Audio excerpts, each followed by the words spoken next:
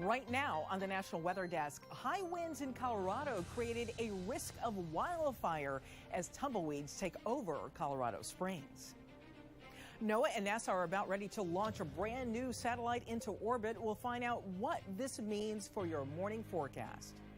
Our way of telling people the weather is changing. I mean, you can glance down at your phone and see the temperature just like that. So I feel that this new avenue using social media is a great way for meteorologists to still be relevant and to be able to teach people. And as social media takes over, where do meteorologists fit in? We'll talk with our meteorologist who uses TikTok to report the weather, and we'll show you how he does it. Plus, as Halloween approaches, many ask, will we see a full moon? We'll show you what to expect Monday night. From our nation's capital, this is the National Weather Desk. Good morning and welcome to the National Weather Desk. I'm meteorologist Veronica Johnson. Let's take a look at the weather that's making headlines this morning. We start out in Colorado, where high winds reach nearly 60 miles per hour. Those damaging winds are a concern as they spread tumbleweeds across, which are now creating a wildfire danger. One family had their entire property covered in tumbleweeds that created a major concern. We get the story now from Annabelle Childers in Colorado Springs. We couldn't even get off of here. This was all full. A shocking sight. I looked out of my bathroom window and the tumbleweeds kept on jumping up on the window. As Marlise Gross realizes that her home is enclosed by tumbleweeds. Horrible. Look at that from the deck. Blocking every exit. I opened the front door and the whole tumbleweeds. Marlise says she tried to leave her driveway, but she couldn't see the road in front of her. I almost ran into the neighbor's fence because I didn't know where I was. Those neighbors spending hours Sunday morning helping clear the road for Marlise and her husband. You had to fight yourself through the tumbleweeds, which were above the car. You had to push yourself into it. But still, the sight from her back porch is a sea of them. You kind of almost, you feel helpless. I thought it was a bad dream. But it's her reality, one with unknown next steps and a whole lot of tumbleweed. We still can't walk anywhere. I don't know what we're going to do, how we get rid of those tumbleweeds. Oh, it's horrible. That is crazy. Well, weather satellites are crucial when it comes to making a good forecast. In fact, before weather satellites, we had no idea when a hurricane was forming out over the ocean. But now we can see waves forming off the coast of Africa before they even become storms. NOAA and NASA are just about ready to launch a brand new satellite into orbit next week. Let's head to Charleston, South Carolina, where Emily Gracie has more.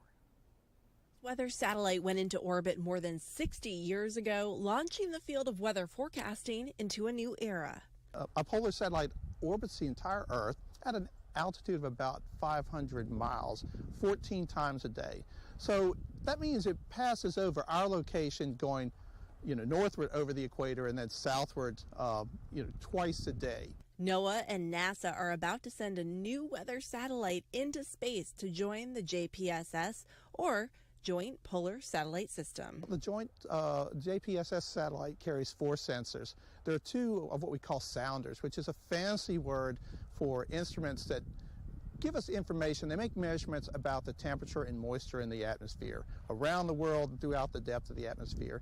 And that's one of the basic things you put into your computer weather models, or what we call numerical weather prediction models, in order to make medium and long range forecasts. Gets into the models within a matter of hours, actually. The goal? The best possible weather forecast for the nation. Other capabilities include infrared and visible satellite pictures. It will also detect volcanic ash and smoke plumes, so if there's a volcanic eruption, we can see what's being spewed into the atmosphere, where that's going. We can detect fires on the ground, wildfires as they break out. So what was life like before weather satellites? Even I'm not that old, but the first ones I really came up when I was a boy. But we've really learned to use them better and better over time. Yo says the public's confidence in a weather forecast has transformed over the years. It's partly better models and better science and better computing power, but also better observations and from satellites and knowing how to use them. With ideal conditions, the satellite launches November 1st. Ironically, one of the big factors there is always the weather. What are the clouds covers like? What's the what are the winds like, but I won't be the meteorologist who has to forecast that. So. Once in space, JPSS-2 will start doing its job with a little help. Predecessor instrument is still the primary operational satellite, and then there'll be a handover where this one will become where JPSS-2 will become the primary satellite, and JPSS-1 will become the backup satellite, and hopefully it will operate for a long time. For the National Weather Desk, I'm meteorologist Emily Gracie. So NASA does plan to launch the JPSS-2 on November 1st, weather permitting, of course. You can head on over to our Facebook where we will stream that NASA launch live. Just search the National Weather Desk on Facebook. So now that we know a new satellite will be launched next week to help see more detail in upcoming weather events, you might be wondering what seasonal landscape changes look like from satellites. Let's head to Mobile, Alabama, where meteorologist Alan Seals has the answer. Satellite shows meteorologists clouds, but it also shows changes in the landscape. Take New York State, for example. In January, the view, not so much clouds. That's snow and ice across the Empire State. You go from January to April as the seasons begin to change, the snow melts, you notice the dry brown landscape, and into summer, the lush green valleys from the Adirondacks all the way southward to the Alleghenies in Pennsylvania. The Finger Lakes stand out in the middle, and this time of year in the Finger Lakes, you have the colors of autumn. So the satellite not only shows clouds, snow, and ice, it shows the color of the foliage or lack of color in foliage, all to tell us how our atmosphere changes and the seasons change. I'm meteorologist Alan Seals. And we sometimes like to show you places where weather is a big part of the location's beauty. Today we want to take you to a part of West Virginia that many say belongs in Canada. For more, we head to meteorologist Brandon Stover to see a place that we think you might want to go. It's a little bit of Canada gone astray. That's how many describe the wetlands of Canade Valley in northeastern West Virginia.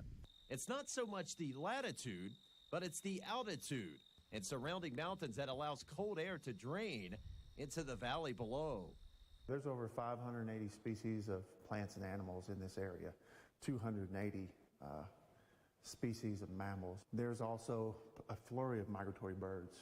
Here at 3,200 feet, it can frost all months of the year, and you'll find plant life that should be in Canada. All of these are protected, with Canade Valley being a refuge. In 1994, it became the 500th of its kind in the United States. There are only 2 in West Virginia. Now you can learn more about Canade Valley up close and personal at the new and improved Canade Valley National Wildlife Refuge Visitor Center.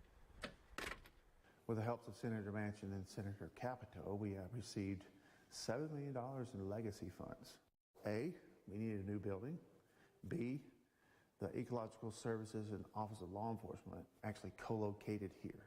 Feel free to look around. If you have questions, you can come talk to me.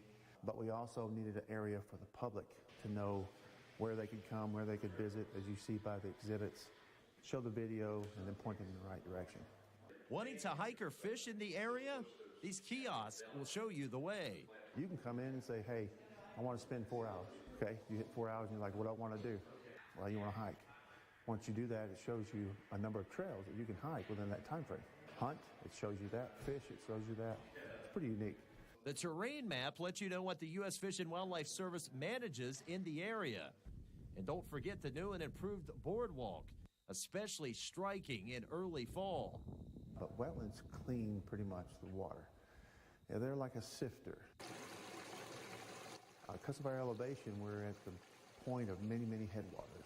We have an obligation to do our best to take this trusted resource and protect it. We wanted to make sure that the people of West Virginia enjoyed this area. Well, we have seen a lot from satellites today, but the International Space Station also captures some pretty amazing views of Earth. Here is some great video from yesterday as the ISS passed over Las Vegas. Hard to see, but you can actually make out there the Las Vegas Valley as it passed overhead at an altitude of 250 miles above the Earth's surface. We'll post that full video on our YouTube channel. If you want to see more, just search the National Weather Desk on YouTube. And coming up on the National Weather Desk, we'll talk with a meteorologist about reporting the weather on social media. That's just after this short commercial break.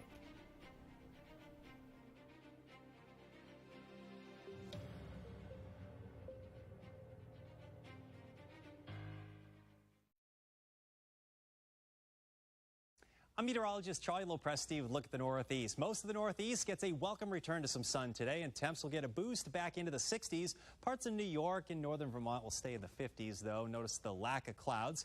We'll have a bright sunny day. That's about lunchtime today. Notice by afternoon on Friday, though, we're quite a bit cooler. Early morning lows will start in the 30s, but afternoon highs, they'll make a run at the middle 50s. The sunshine continues through the week. I'm meteorologist Jonathan Myers, and here's a look at the mid-Atlantic region. Some 40s to around 50 to begin at about 9 a.m. By noontime, we're well into the 50s, and this is with sunshine now. Big change, getting into the 60s during the afternoon. A good breeze going out of the north and west in the wake of our latest weather maker, a nice cold front, which is going to bring us some breezy and, again, pretty good-looking weather. Fair weather high pressure from Canada settling in during the day on Thursday. That's the scene here. I'm meteorologist Vitas Reed. Take a look at your highs for today across the southeast. Looking at cooler temperatures, fall-like up around Nashville and Raleigh in the upper 60s. You get a little bit of those 70s from Birmingham, Charleston, Macon, and then you get south of Jacksonville. Those temperatures are in the 80s. It looks like we're seeing plenty of clear skies out there. Area of high pressure behind that front. We did get to see that frontal boundary push through. It's going to spark off maybe a few scattered showers down in Florida, but it looks like we'll continue to see more dry conditions for the next day.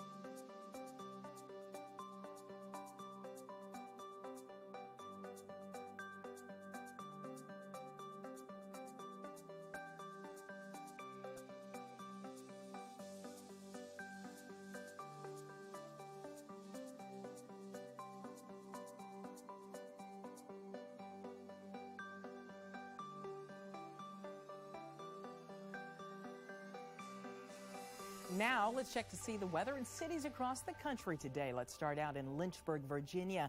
Sunshine, high temperature just shy of 70 degrees.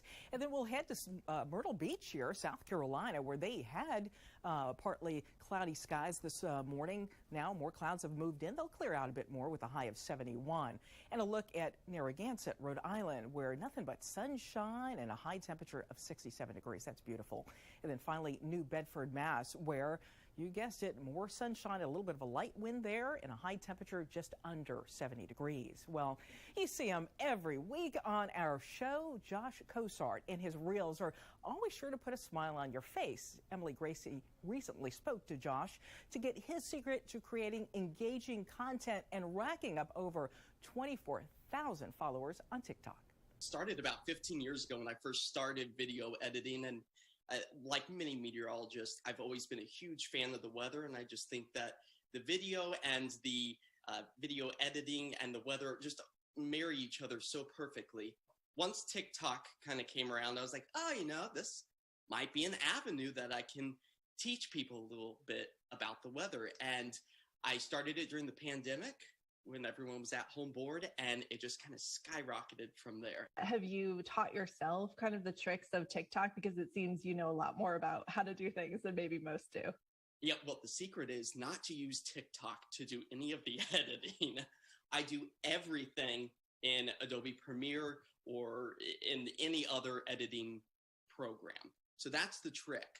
But I also have kind of been able to take what I've learned doing the job on the green screen and that technology to kind of intertwine that into creating these TikTok videos. So like I'll make it rain in our studio. And when I do that, it's basically just a video of rain that has a transparent green behind it. And I just key that out and boom, I make the weather happen in our studio. All right, so take me through best practices. They're like 40 seconds normally, right? Yeah, I always try to keep them pretty short because nowadays everybody's, whereabouts and stamina to watch something longer than 40 seconds is kind of waning. So I always try to make it very quick and concise, give people exactly what they want to know immediately. You've had some really cool Halloween themed TikToks lately.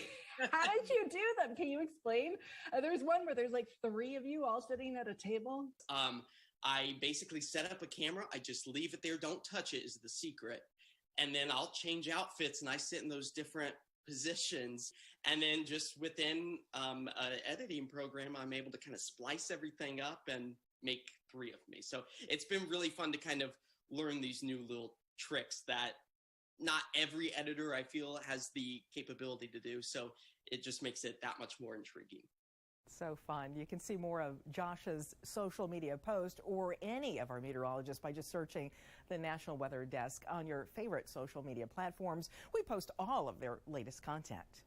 Well, our other meteorologists all over the country, they post a ton of content too, and sometimes that information can be informative and also fun. Let's take a look at what meteorologist Jeff Exline posted recently to get into the Halloween spirit. Halloween is rapidly approaching, and this is when we conjure up images of zombies and werewolves, Dracula, all lit up by the full moon. How common are Halloween full moons? Not all that common. Last time we had one, though, was 2020. The next time we have one, roughly 19 years, in 2039. Although I won't be totally full until 2039, I'll be 98% full on Halloween in 2029 and 2031. Spooky. Ooh. Well, there's been a lot of recent rain throughout the Midwest, and the cause of all that rain might actually be from an event that took place pretty far away. Let's go now to Columbus, Ohio, where meteorologist Marshall McPeak explains. One of the reasons for that is a big low pressure center that's been making its way up through the middle of the country. And that started as a hurricane that came ashore in Mexico last Sunday. That was Rosalind, and it was a Category 4 for a little while, weakened to a Category 3, then came ashore in Mexico and moved into Texas. And that's where things began to get interesting. And we add a new word to our vocabulary for this one. So what happened in Texas is cyclogenesis, or as one of my professors insisted, cyclogenesis. It's 2 words as roots: cyclo, anything that has to do with a cyclone, which is just a low pressure center, and genesis, which is the beginning, or in this case, the strengthening. So cyclogenesis is what happened to this storm in Texas.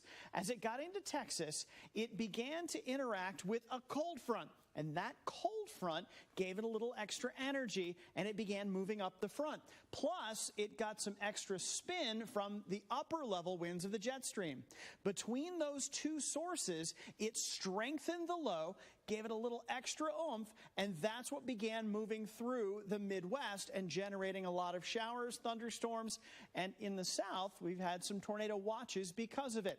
So cyclogenesis or cyclogenesis, it's the creation or the strengthening of a low pressure center. And that's what's been plaguing the Midwest over the last few days. We'll see where it's headed next. And as we get closer to changing the clocks, we have viewers asking whatever happened to the idea of getting rid of falling back and just keeping daylight savings. Let's head to Columbus, Ohio, where Andrew Buckmichael has the answer. I thought daylight saving time was over. I thought we're done with that. Not quite. You may have caught it in the news that the Senate did pass the Sunlight Protection Act unanimously earlier this spring for daylight saving time to come to an end, and basically we just keep it forever. However, the bill then went to the House of Representatives and they did not vote on it. One of the big reasons saying they wanted to really address the current issues. The war in Ukraine was one of the forefront issues at the time, and so now it's just sitting at the House of Representatives. So you may be thinking, okay, the House of Representatives could vote on this tomorrow. We could be done with daylight saving forever. Just keep the clocks the way they are here in summer. Keep the daylight saving.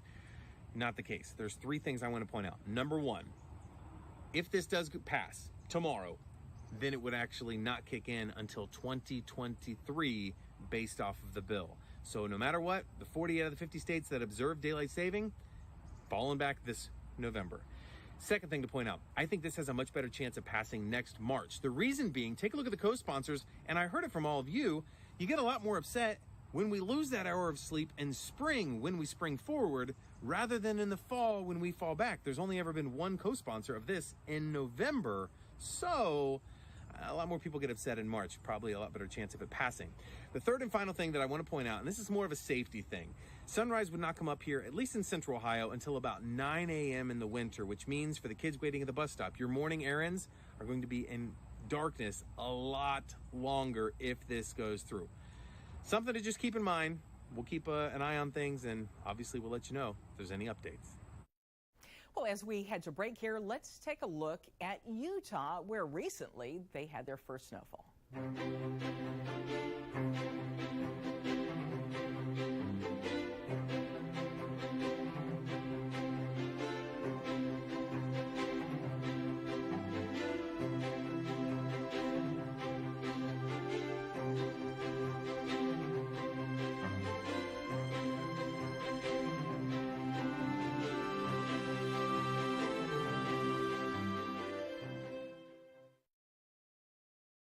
Well, a very good Thursday morning, everyone. I'm meteorologist Andrew Buckmichael, taking a look at your weather story across the Midwest. A lot of us are dry. We do have some rain, though, kind of working its way across the plains here for the day today.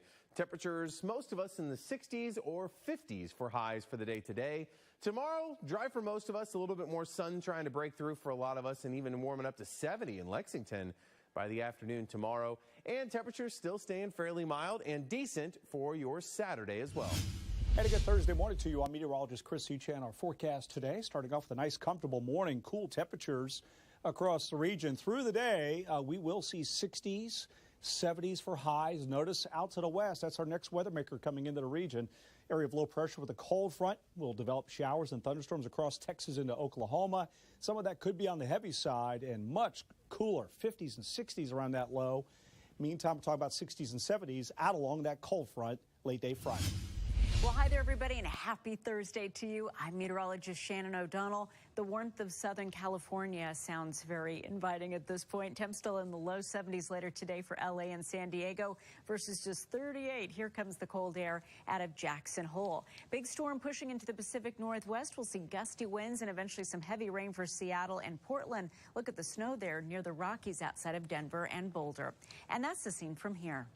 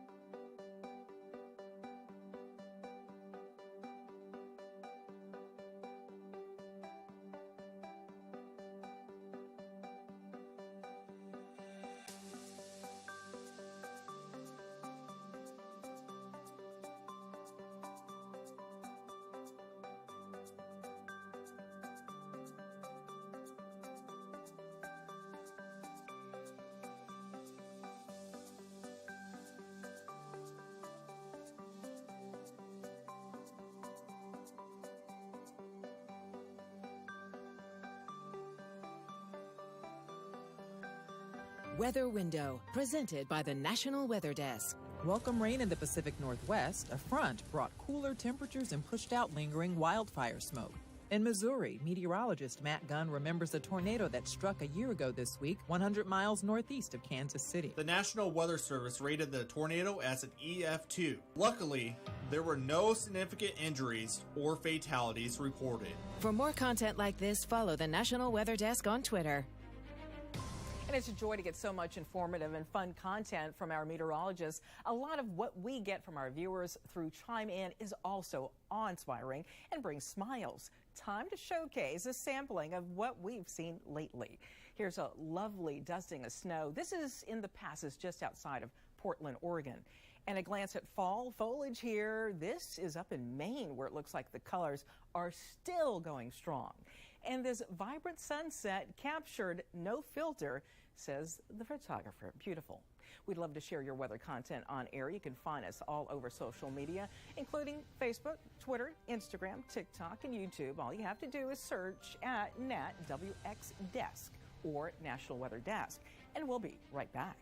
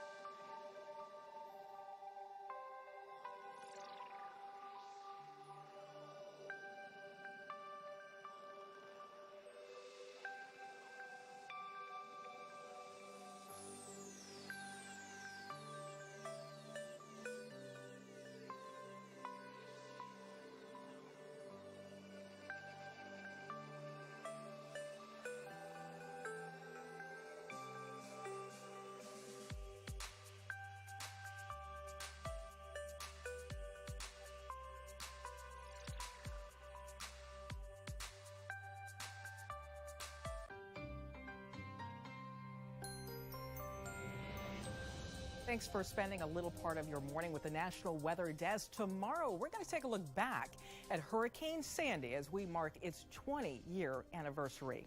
I'm meteorologist Veronica Johnson. Make it a great Thursday and keep an eye on the sky.